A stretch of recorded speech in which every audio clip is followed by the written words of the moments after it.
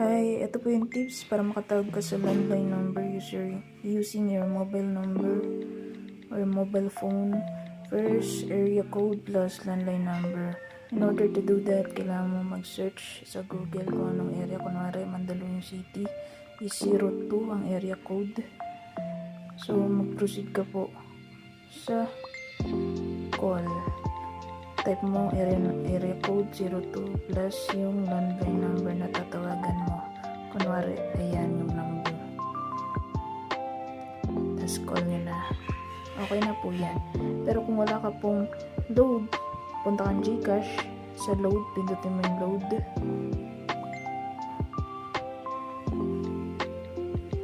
And then, lalabas po to. Pindutin nyo yung mobile. And then the smart if you're a smart user.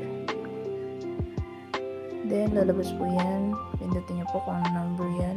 Yung number nyo gamit. And then punta po kayo sa all in. Scroll down. Scroll up.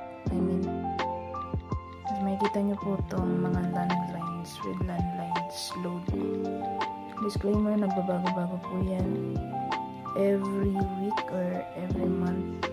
Tapos makikita nyo rin po yung mga description sa baba.